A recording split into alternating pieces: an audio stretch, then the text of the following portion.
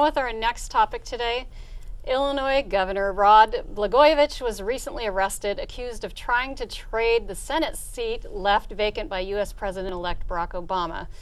Alaska Senator Ted Stevens was recently convicted on 7 felony counts. Is corruption becoming politics as usual? Mike? I'm just astounded. Corruption in Chicago, corruption in Who Illinois. knew? I'm shocked to hear that there's corruption going on. It seems like it's only happening in the urban and non-urban areas, however. So, I think, Exactly. We have Alaska and we have Illinois. So was he trying to trade, or was he trying to actually outright sell the seat? Because as the governor, he has the right to appoint someone to that seat. But now the Democrats in Congress want nothing to do with any appointment of his. So. But I understood he's actually trying to get money for it. Oh, yeah. There were all kinds of little bribes going around, and I guess they wiretapped him for 45 days and found out all kinds of interesting things. As we're doing our show here, there's a news conference going on with Jesse Jackson. Right. Junior. Candidate number 5. Yeah, and it'll be interesting to see what some of these other people say about their potential involvement. Of course, it'll always be, well, I never talked to the governor, but my people talked to the governor. He's already got a lawyer. One thing we're going to find out over the next week is that nobody had ever actually personally met Rod Blagojevich in all his time in the Congress or as his time as governor. He was a very lonely man who was never visited. No one had a conference call with him. No one has ever actually spoken to him on the phone, nor do they know what his voice sounds like. Well, Obama had him on his no-call list, so he wasn't allowed to call Obama. Right. Yeah, well, so what do you think is happening with Jesse Jackson Jr. while we're sitting here?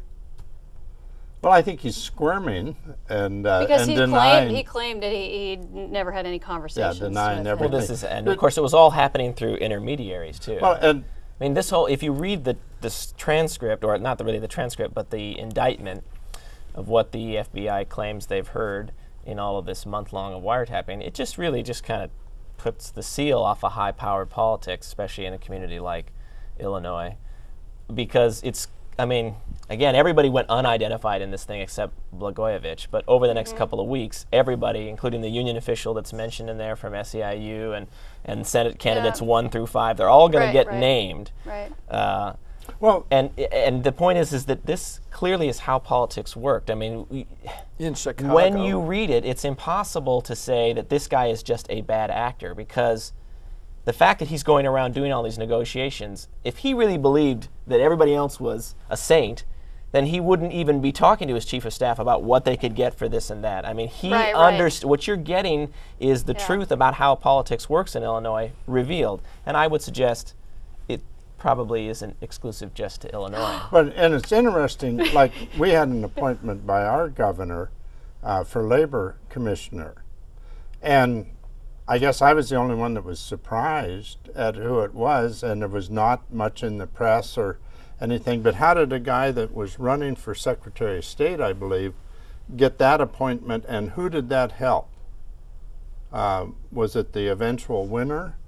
Was it the, I mean, there probably, I mean, I don't for a minute think anybody passed money back and forth, but there was a power shift there. And when you do this and get this person out of a race, somebody owes you that's in that race, because it changes the whole makeup of it. Was that the Secretary of State's race? Right. Yeah. He was in that, and Kate Brown eventually And Rick won. Metzger as well. Yeah. Yeah.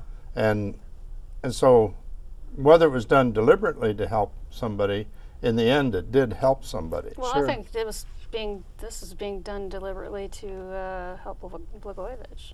Right. I mean, he's the only one benefiting here. He was talking about, let's see, Jesse Jackson Jr., because he was going to be able to raise upwards of $1 million for his campaign, and you know, it was who was bringing the most money to the table. Well, there was giving little kickbacks. There's a rumor that Jesse Jackson Jr. was going to send his father to perform surgery on the governor if he didn't get the appointment he was looking for. And one of the bad things that may come out of this is a special election, and that will be horrendously expensive.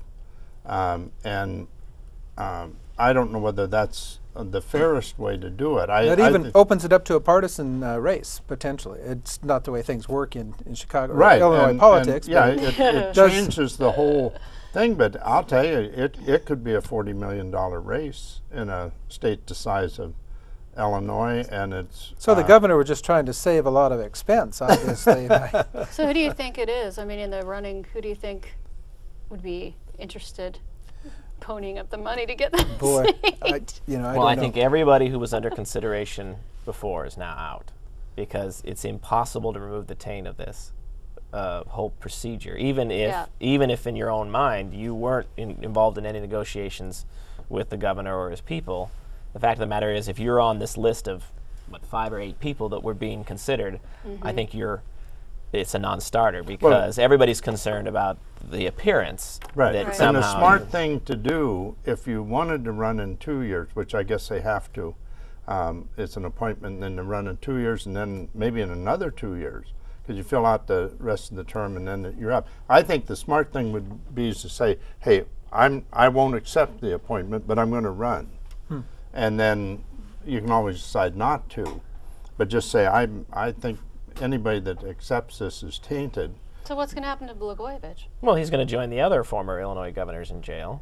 They said there were 3 And Ted others. Stevens. He'll be the third. When he goes Oh to jail, he'll my be the third gosh. governor in jail. That's what it is in Illinois. Wow. But I actually think for the president-elect, this is going to be a difficult couple of months or so as this unravels. Because again, as I said, as everybody's name gets attached to all of these different roles in this, it's going to be clear that there's this circle, and that a lot of people are tainted within that circle, and a lot of those people are going to be 1 degree removed from our incoming And president. again, Jack Oman had a great cartoon with the Senate seat and this fancy chair, and then the governor's seat, and a drop-down thing in the prison. Well, you know, there's that great old cartoon. I think Must it be was, fun to poke was in the at New him. Yorker a long time ago. The 2 prisoners going through the chow line, and the one turns to the other and says, "Food was better when you were in the governor's mansion." Oh, on that note, we're moving on to our next topic.